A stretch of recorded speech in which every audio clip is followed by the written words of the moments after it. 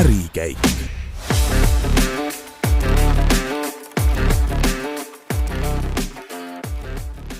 Tervist, head kuulajad! Eetris on Ärigeeniuse saate Ärikäik 9. osa. Saatejuhtideks on Gert Tavasalu ja Berta Kortfelder. Stuudios on meil täna külas Janek Polõnski. Tere! Tema on siis üks rohelise pakendite tootja Ringo loojatest. Ringo alustas hiljuti isegi koos Tallinna linnaga veetavat pakendiringluse pilootprojekti. Aga kuidas see ettevõte tegelikult nagu üldse alguse sai? No sellel nädalal me just siin plaanime kringlit süüa oma pesulas, et pesula saab siis 1 aastaseks meil. Nii et pikast ajaloost nüüd veel rääkida ei saa, et võime öelda, ikka oleme alguses endiselt. Sellele 1 aastale tegutsemisele siis võib-olla eelnes kuskil aasta jagu ettevalmistusi erinevaid. Nii et oleme nüüd turul olnud mõnda aega. Kliente on restoranide hulgas üle 100, üritusi oleme teinud ka üle 100, oleme tähelepanu saanud, sellele teemale tõmmanud. Aga ütleme mahtude võttes, me räägime ikkagi veel väikesest ettevõttest, meil esimese tegevusaasta käive eelmisel aastal oli siis ligi 200 000, nii et suuremad plaanid on veel ees.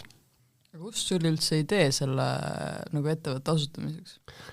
No, minu enda taust on siis korduskasutuses viimased 10 aastat. Meile tuntud poodi minnes võtame oma jogurti või piimaletist, et kui seal satub olema hall kast, siis need on need kastid, mida renditakse ja pestakse. Need on kujunenud turul standardkastideks ja suured jaeketid ja suured toidutootjad siis kasutavad neid.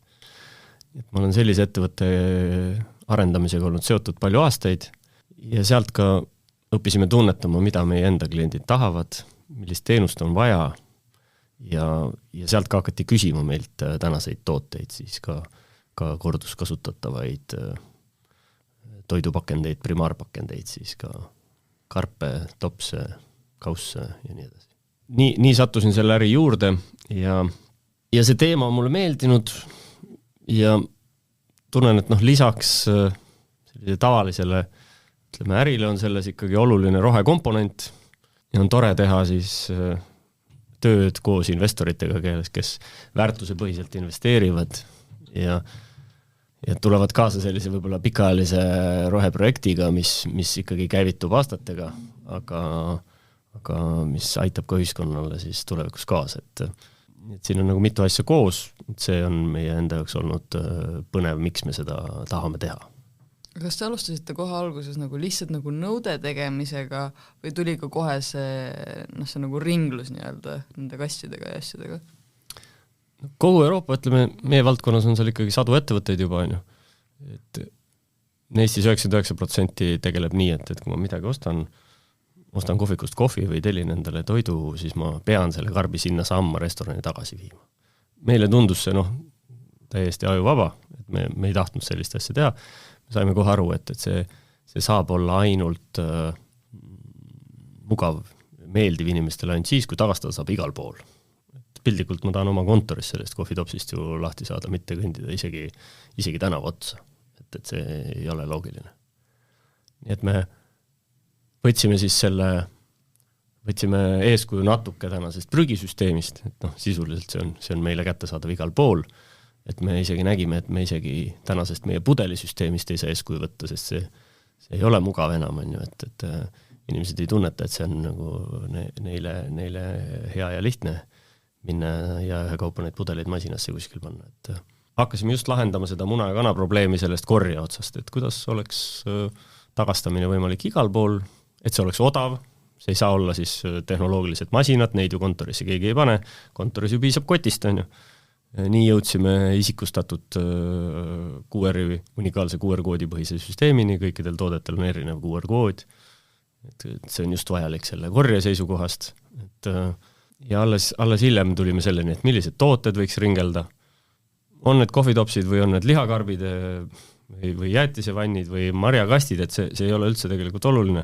Et liigume edasi nii, nagu turg, mida turg meilt ootab või milleks ühiskond valmis on. Ja rakendame siis seda platvormi nendes piirkondades, kus on nõudlust, et iseenesest me võiksime kohe tegutseda üleriiklikuna, aga nõudlust igal pool ei ole veel. Aga kumb nagu osapool selles mõttes üldse nagu vastuvõtlikum on olnud, sellepärast ütleme, teil on kohalike omavalitsustega mingid koostöösid, kas need on olnud ürituste korraldajad ja nii-öelda kohalikud, ütleme, võimud, või on see ikkagi olnud nagu inimesed, sellepärast, et nagu mainisite, et nagu veits peaks mugavam olema see süsteem, kumbu sa pool see on olnud? No ma ütleks, et kõige eesrindlikumad või kõige aktiivsemad on ürituste korraldajad ikkagi olnud siiamaani Eestis, et see on juba rohkemaid aastaid toiminud, nii kultuuriüritused, aga ka spordiüritused on seda vedanud eest, on ju. Ka Tartu maraton on näidanud ka väiksematele üritustele, et saab ilma ühekordse topsita, ja teiselt poolt leidsime huvitavad partnerid endale hoonete omanike näol, et me suhtleme siis, on need kontorihoonete omanikud, on need kaubanduskeskuste omanikud, ärikvartalite omanikud, kinnisvara omanikud, kes soovivad enda alal, enda hoones või enda piirkonnas seda teemat edendada.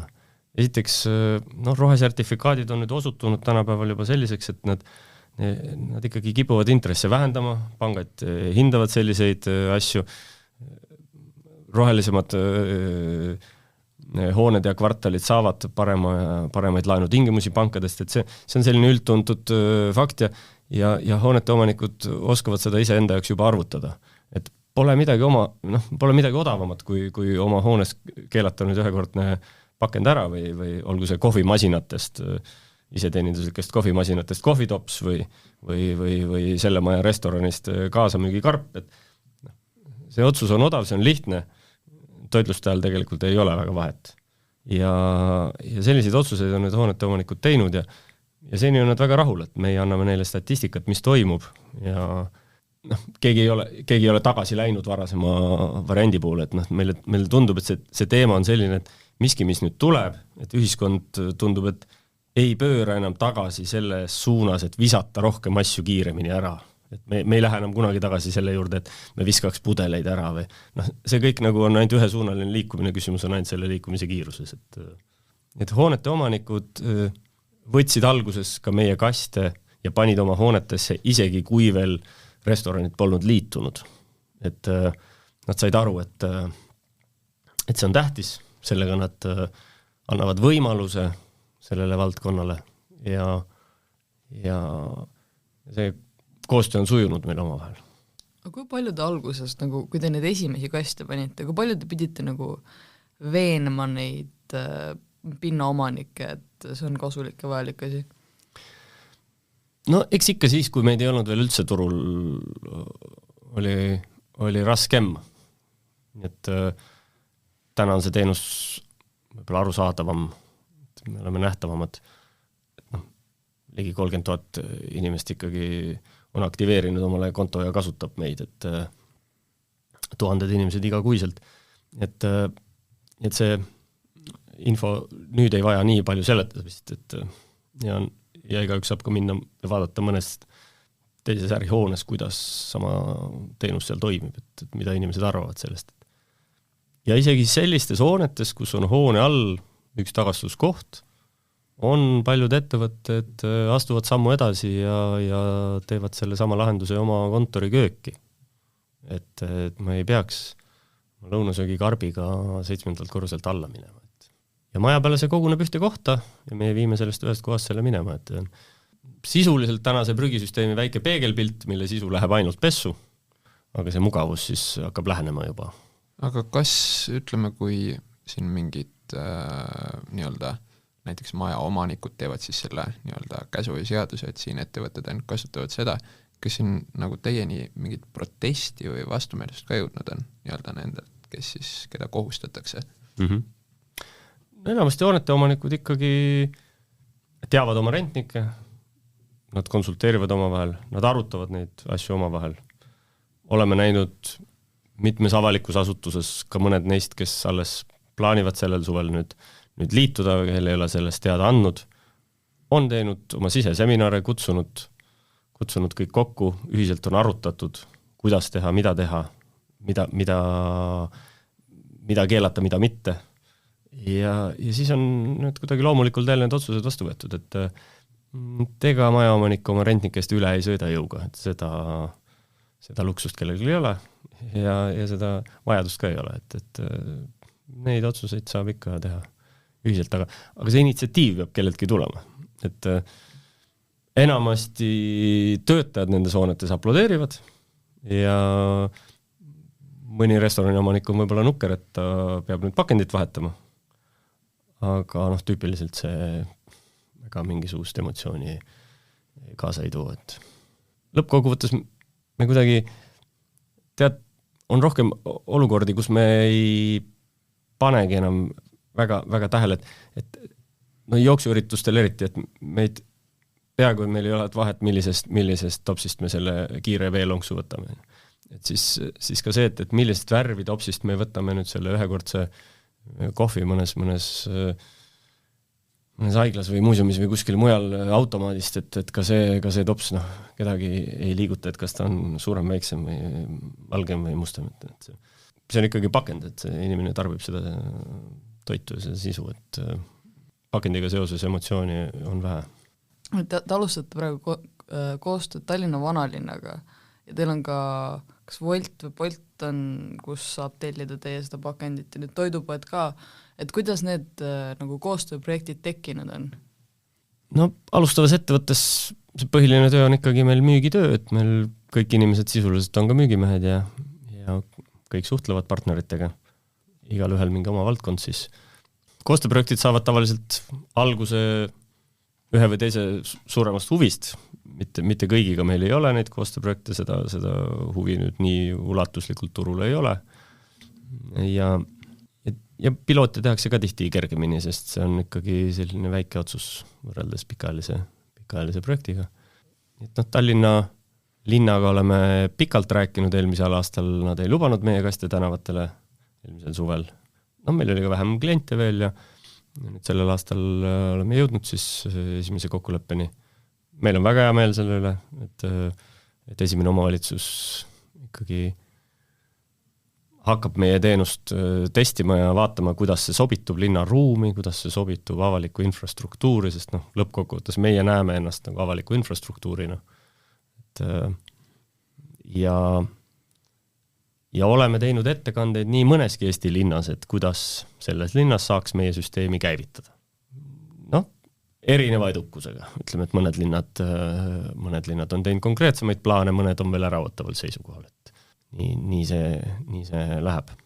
Aga sellel aastal kindlasti me Tartust ja Tallinnast väljapoole jõuame, selles me oleme nüüd veendunud, seda huvi on väljapool piisavalt, et me saame ikkagi minna sinna, kus omavalitsus aitab kaasa, et soovib ise olla nende kastide paigaldaja või selle tühjenduse tellija, et anda tõuge kohalikule kogukonnale.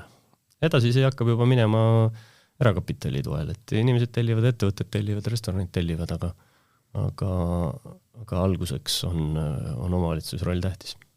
Jaekaubanduses, meil on ka mõned piloodid on käinud, Koobiga Tartus, Kvartali keskuses on meil käinud piloot ühes poes, Tallinnas Rimiga on käinud 3 poes, me oleme nende pilootidega väga palju rahul, nemad on õppinud väga palju, meie oleme õppinud palju, et oleme plaanimas praegu, kuidas minna nüüd edasi.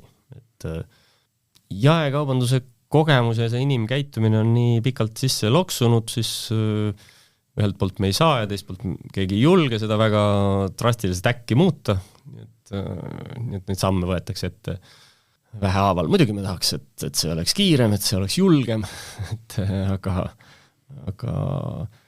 peame oma partnerite soovidega arvestama siin. Kui palju nagu nendes kullerteenustes või siis nüüd toidupoodides, et kui palju nagu kasutatakse üldse seda ringot, sest et selle eest peab eraldi juurde maksma, kuigi sa saad selle raha pärast tagasi?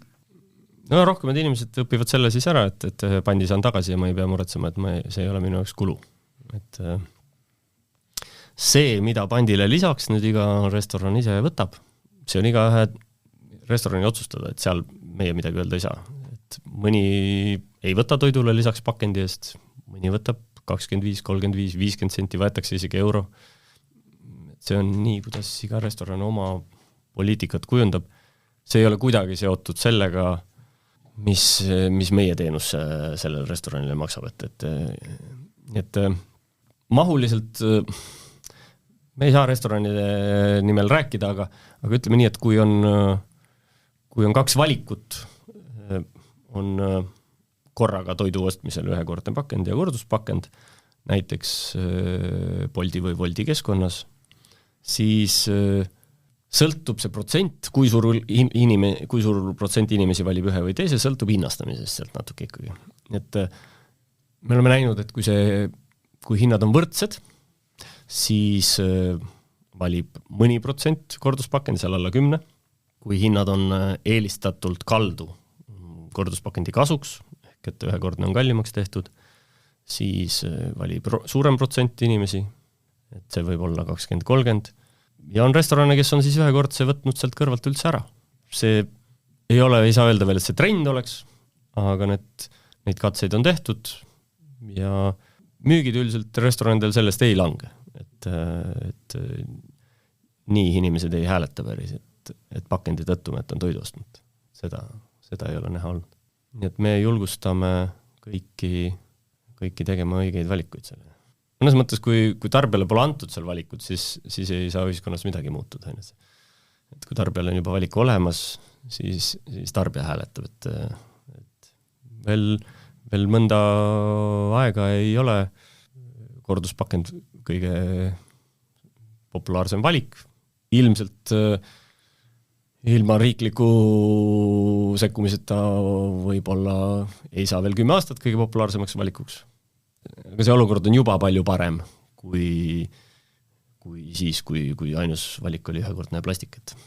Aga ütleme nii, et kui siin sellised laienemise plaanid on, eks ole, Tallinnast, Tartust juba teistesse linnadesse ka näiteks, ja koos omavalitsustega, kas seda olukorda võiks nagu veidi kirjeldada nii, et teil on nagu nii-öelda monopoli olukord tekkimas? Nii seda küll kuidagi kirjeldada ei saa, et me pole isegi kõige suurem pakendipakkuja ei olnud eelmisel aastal Eestis on ju.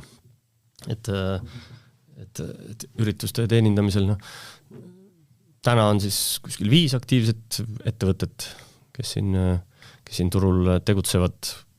Tallinnas on 3 ettevõttel pesulad, kus pakendid pestakse. Ülejäänud siis kasutavad muid partnereid. Et see on nii väikese takistusega või sisenemisbarjääriga turg, et siia tekib alati palju ettevõtteid. Et minu enda taust on varem olnud, olen seotud olnud ka tööriistade rentimisega, kus on igas riigis on sadu ettevõtteid, et pildikult nõude rentimine ei ole sellest palju erinev, et isegi odavamad tooted, nii et ürituste korraldajad saavad rentida catering-firmadest, kui on kallimad viisakamad asjad, saavad osta uuskasutuskeskusest ja nüüd ka rentida uuskasutuskeskusest, ka portselaniklaas ja kõike muud on üritusi, kes teevad ainult sellega, selliste nõudega, saavad osta iseenda korduskasutuspakendeid ja valida mõne pesupartneri endale, et meie teenus on ikkagi üks nendest suurest valikust ja räägime kui nüüd siis rääkida kogu turust, mõne numbri ma siia võib-olla ütlen, et siis Keskkonnaministeeriumi andmetel meil aastas siis tekib selline 200 000 tonni pakendijäätmeid, see on umbes 150 kilo inimese kohta, siis pakendijäätmeid meil aastas, ja sellest veerand on plastpakend, et umbes 50 000 tonni siis on plastpakend. Kui nüüd võtta ühe pakendi kaaluks näiteks 50 grammi, siis see on 1 miljard tüki pakendid aastas, mida me siin Eestis siis laseme läbi iga aasta. Kui võtta nüüd 20 grammi, mis võib-olla on isegi lähedasem tegelikkusele, siis see on 2,5 miljardit pakendi tükki. Nii et tõde on kuskil seal. Nii et nüüd, et räägime siis, et kogu meie elus või kaubanduses kokku on see 1 miljard pakendit näiteks, siis üritustel Eestis meie hinnangul üle 1 miljoni või üle 2 miljoni kindlasti ei kasutata. nii et kokku aasta jooksul. Nii et me räägime siis, et kas see on siis nüüd siis 0,1% või 0,2% kogu sellest pakenditurust. Et ürituste pealt mitte keegi Eestis midagi teenima kunagi eriti ei hakka, see on 3 kuud aastas ja siis on kõik, et see jääb alati kõikide selle valdkonna ettevõtetele hobiks, et suvises olukorras ka need üritused teenindada. Tegutseda saab ikka ainult püsiklientide baasil, meie mõõdame põhiliselt seda, millised on meie püsikliendid, kuidas nendega läheb, mis me seal teha saame. Et ürituste teenindamise peale me ei ole oma strateegiat üles ehitanud, et see on ainutähtis. Ja kes teil nagu peamised kliendid on üldse? Täna meid püsitellijatena saate kasutada meid Ülemiste linnakus on 10 restorani, kõik seal töötavad, elavad inimesed, tarbivad. Tartus Veespaas saate meid kasutada. Kliinikumi, Tartu Ülikooli kliinikumi linnakus on ühekordne pakend peaaegu lõplikult ära keelatud. Tallinnas on üle 100 restorani, kes püsivalt tellivad neid kohti. Meie kodulehel on kõik need kohad näha. Paljusid tehaseid toitlustatakse meie pakenditega, et see on väga lihtne on ühe tehase töölise toitlustamisel asendada ühekordne pakend korduspakendiga. Piisab ilmselt ühest kõnest oma toitlustajale, et see kokku leppida. Hind on väga tihti sama.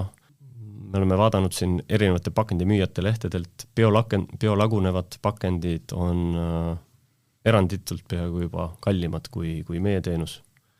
Et biolagunev on populaarne valik. Et turg võib-olla tihti ei teagi, et see on kallim kui meie teenus.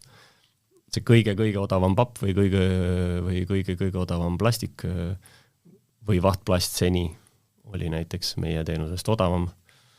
Nüüd see vahtplast ja muud sellised ohtlikud materjalid on keelatud Euroopa Liitus, nii et see ots altpoolt pigem regulatsioonid suruvad pakendeid kallimaks tasapisi ja meie seal siis püsime paigal pigem, et aeg on juba töötanud meie kasuks, et me muutume järjest kättesaadavamaks ja atraktiivsemaks. Tuleks selle köögi poole juurde, et milline näeb siis välja selle nagu pakendiringlus, et mina lähen restoranis, ma ostan selle ja siis ma panen selle teekasti, mis sellest edasi saab? Me enne seda siis, kui sa sinna restorani lähed, see restoran on vaadanud nädala alguses, et mul on nüüd sellel nädalal ilmselt vaja nii palju pakendeid ja ma olen selle meie keskkonnast tellinud. See on toodud talle kohale. Need pakendiliigid, mida ta soovib, selles mahus, mida ta soovib. Enamasti restorani olukorras on neil siis pandid peal juba. Kuigi täpselt samal topsil võib järgmisel hetkel olla järgmisel päeval ka ilma pandita üritus. Nüüd siis restoran on tasunud või tasub tulevikus selle teenuse eest ja ka selle pandiraha meile. Järgmisel hetkel ta võtab tarbijalt selle raha tagasi ja enamasti võtab selle raha tarbijalt tagasi enne, kui ta meile on maksnud, nii et restoran raha kinni ei pane. Nüüd te olete selle praekarbiga kodus oma köögis ja toit on söödud. Seal samas laua taga võite selle oma telefoniga ära skaneerida. Tavalise kaameraga midagi alla laadima ei pea. iPhone'idel on, kõik inimesed teavad, et tavaline kaamera loeb QR-koode. Androidi telefonide omanikud üldiselt seda ei tea, aga see tegelikult töötab neil. Et ei pea installima endale QR-koodi lugereid ega midagi mõnda muud meie äppi. Piisab kaamera käivitamisest. Osadel mudelitel, Androidi mudelitel on nurgas vaja nii-öelda smart režiim sisse lülitada. Seal on üks väike pallikene nurgas, lihtsalt kaamera nurgas, muud midagi. Skaneerite seal samas oma kodulaua peal. Kui te olete juba varem kasutanud meie teenust, siis me maksame selle raha teile 1 minuti jooksul. Kui te olete uus kasutaja või uuem või ei ole korralikult tagastanud varem, siis süsteem ootab raha tagastamisega, kuni teie pakendid on jõudnud pesulasse. Nii. Üha rohkem ja rohkem inimesi on neid, kes saavad raha kohe. Ja siis panete nad kogute nurka kotti nagu pudeleid näiteks on ju. Ja ühel heal päeval siis võtate selle koti teie kaasa ja mõne meie kasti juures teete peatuse ja viskate sinna. Meie tühjendame neid kaste korra nädalas, paljudes kohtades juba 2 või 3 korda nädalas. toome nad pesulasse, peseme ära, süsteem skaneerib nad uuesti, nii me teame, et täpselt see teie pakend jõudis meie kätte ja siis ka need viimased inimesed saavad raha.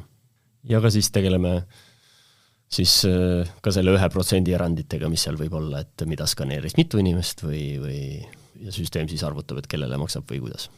Aga kuidas see pesemine käib? Ma kujutan ette, et inimesed on sead ja need võiks olla üsna rõvedad osad nendest pakenditest.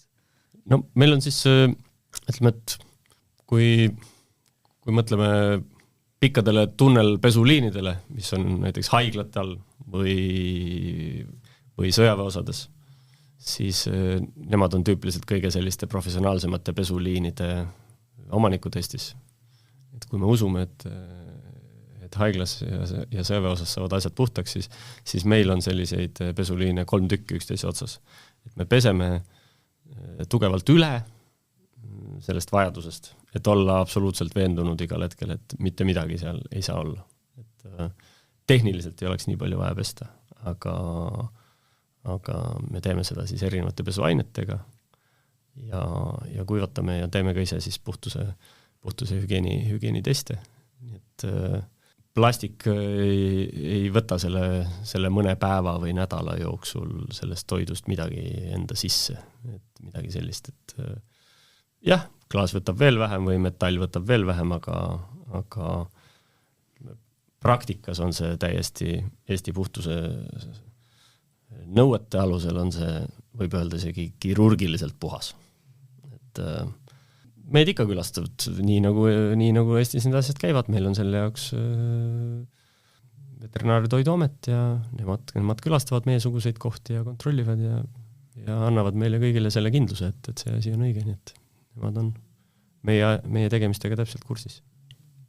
Aga mitu tiiru see teie, nii-öelda kasutustiiru see teie nõu üldse vastu on plaanitud pidama?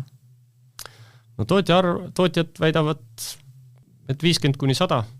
Me ostame siis 5-6 erinevalt tuntud suurelt tootjalt Euroopas oma pakendeid.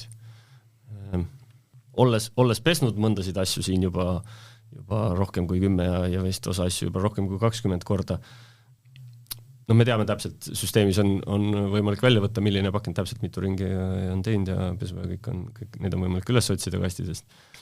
Siis nad ei näita vanaduse märke, et vanaduse tõttu me pole kedagi nagu välja korjanud veel. Nojah, ikka kui neid kahjustatakse või kuidagi rikutakse, siis need kõik tõstetakse välja, igat asja vaatab inimese pilk üle enne, kui see uuesti tagasi kasti läheb, et seda meil käib ühe kaupa käest läbi ikkagi, nii et toode ise kestab kauem, kui siis inimene teda tahab või teda alles hoiab, et inimene on selles mõttes kõige nõrgem lüli selles ahelas, et ta kipub ikkagi seda prügisse ära viskama. Nii et kujutame ette nüüd, et kui oleks tänaval rendiautod sellised, et iga kuu 10% neist visatakse ära prügisse, siis meil oleks kogu aeg täitsa uued autod tänavatel. No võt umbes nii meil ongi siis, et ta kestab nii kaua, kui inimesed lubavad sellel kesta. Et kui nad ära viskavad, siis me peame, inimesed pandiraha ei saanud tagasi, nad viskasid oma raha ära, nii nagu me pudeleid viskame, et 10% pudeleid ei jõua tagasi. Ja meie siis ostame asemele, nii et toimub selline loomulik portfelli uuenemine pidevalt. Eelmisel aastal oli kogu aasta peale kokku tagastus 70%, mis on selle aasta kuude jooksul pidevalt kasvanud, ehk eelmise aasta asjad jätkuvalt tulevad tagasi. Ehk et see eelmise aasta protsent muudkui paraneb ajas. Ja trend on sinna suunas, et inimesed järjest paremini ja kiiremini tagastavad, nii et mõnes mõttes meie asjadega on siis õpitud tagastama ja kui me jõuame kunagi 90%-ni, see tähendab siis, et üks asi keskmiselt statistiliselt elab 10 ringi, lihtsalt kuna inimene viskab ta ära, mitte kuna pakend saab vanaks. Tuleks nüüd selle nagu tuleviku juurde, et kuidas võiks edasi nagu seda teie toodet ja teenust arendada? Eestis ja teiste riikidega on väga erinevad plaanid meil siin, ütleme, et Lätis on klienditootel ja Rootsis, aga keskendume korraks Eestile, siis meil võeti siis regulatsioon vastu nüüd, et järgmise aasta 1. jaanuarist ei tohi Eestis avalikel üritustel ühekordseid pakendeid kasutada. See nüüd siis tekitab sellise väikese, aga väga nähtava nihke inimeste tunnetuses selle teemaga seoses. No, me ennustame, et sealt edasi tabab sarnane trend või sarnane suund kõiki neid kohviautomaate, mida on tuhandeid meil, kust kohvi tuleb ja tops kukub välja. Miks mitte ka tanklaid, kust tulevikus kindlasti saab ainult kordustopsis osta, et lihtsalt valida on, et kas võtad kordustopsi sealt või tuled kodust oma topsiga. No, oma topsiga täna käivad meil ringi umbes 1% inimesi, ehk et see jääb alatiseks sinna, võib-olla suureneb 2 peale, aga see ei muuda seda sisu. Sellest ei saa valdavat käitumisviisi ilmselt lähima 10 jooksul, et nii ruttu inimesed ei muutunud, võib-olla järgmine põlvkond. Nii et me arvame, et laienemine toimub eelkõige kohvitopside suunal. Ka haiglates kasutatakse miljoneid topse sarnaselt spordivõistlustele, mille sisu on ainult, et võetakse igal hommikul tableti kõrvale 1 lonks vett. See on kogu selle topsi roll. Et tegelikult võib-olla see ei pea nii olema. See on võib-olla selline ühiskondlik debatt siis, et kuidas haiglas peaks olema või ei peaks.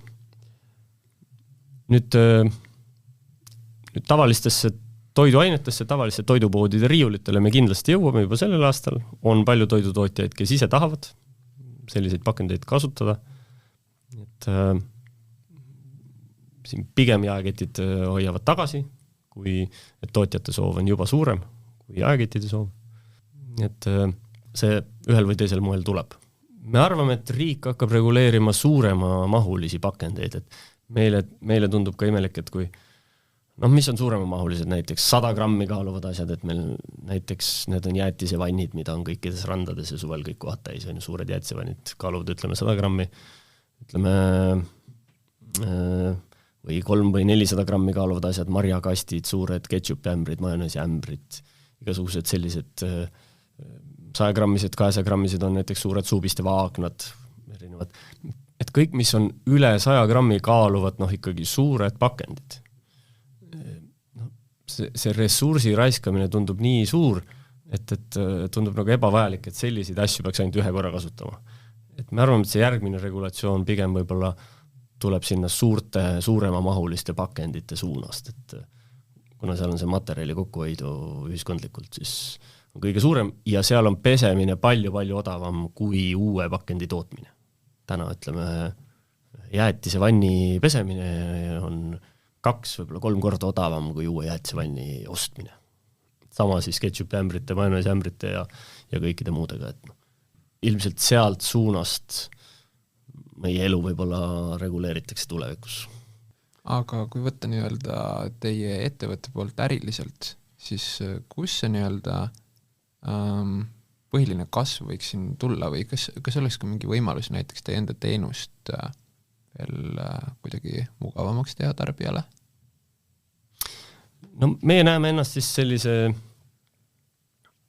sellise infrastruktuuri teenusena, mille kaudu me saame tulevikus kodudest saata kõike muud peale pudelite minema.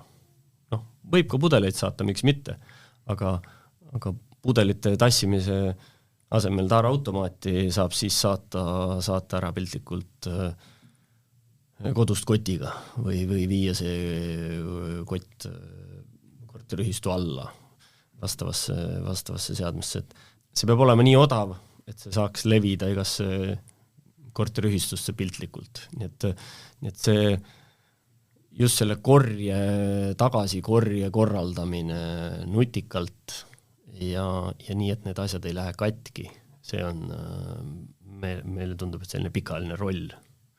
Et aga nüüd lühiajaliselt, kust me käivet tekitame endale, siis ikkagi nendest valdkondadest, kus me siiamaani oleme olnud. Sellel aastal nüüd suunamegi suurema tähelepanu kohviautomaatidele. On Tallinnas juba püsti esimesed kohviautomaadid, mille sisu on veidi muudetud ja kust masin ei kruvi välja mitte papptopsi mulle, vaid selle kordustopsi. ja seal on siis võimalik, kas see on siis pandiga või ilma, lähevad klientide juurde esimesed topsi dosaatorid praegu ülesse, kust ma saan ennast tuvastada ja saan tasuta, tops kukub mulle välja minu nimele juba nii-öelda ilma pandita. Et erinevad sellised viisid, kuidas ma saan veidi suurema väärtusega toote võtta ilma pandita. Me ikkagi armastame öelda, et kui tõuksi saab tänavalt ilma pandita, siis peab kohvitopsiga saama ilma pandita igast kohast. Nii et meie see ülesanne on see lahendada siis see ära, kuidas saada väga mugavalt kohvitopsi ilma pandita. Et siis ta võiks levida igale poole. Et seda alustame see aasta ja sellest loodame sellist järgmist arengut iseenda jaoks. Et üritusi teenindame loomulikult väga palju üritusi on selleks suveks juba broneerinud meid, teeme seda järjest paremini suve kohvikute jaoks, toome turule tahvelkioski, et kui inimestel on telefoniaku tühi või ta vihkab nutitelefoni või tal ei olegi seda, siis ka siis on võimalik meie teenust kasutada, et ma saan seal kohviku nurgas siis seina peal tahvelarvuti ees oma topsi vehkida ja telefoni numbri sisestada. Midagi sellist nagu on parkimiskioskid, ütleme, et on kõige odavamad tahvelarvutit, on ainult selleks sinna seinale vaja ja muu kõik on tarkvara. Nii et me mitmekesistame seda kasutajakogemust, et muutuda kättesaadavamaks siis kõigi jaoks. Meil on niisugune traditsiooniline lõpuküsimus, et te olete nii noor ettevõte, teil suvepäevi veel ei ole olnud, aga et rääkige kõige põnevam lugu Ringo firma pealt. Jah, suvepäevi meil tõesti ei ole veel olnud. Teenindasime ühte festivali eelmisel suvel ja olime oma inimestega ise ka seal kohal ja siis meie nähes üks avalikkusele ka veidi tuntum inimene siis veidi eemal kallas kogu meie kasti teisipidi, võttis selle koti ette ja hakkas kõiki pakendeid läbi skaneerima siis, et üritades raha teenida. Siis me siis läksime, ütlesime talle, et see ei too talle raha, et süsteem ei kanna talle seda raha üle. Lasime talle terve koti ära skaneerida ikka, siis et sellest oli meile ka ikka lõbus. Ja siis läksime, ütlesime, et ta ei pea seda tegema, et ta oli väga kurb selle üle, et raha ei saanud. Võib-olla see on selline tööalased naljad. Ma ütleks, et vau. Ja selle põneva noodiga aitäh tulemast, aitäh kuulamast!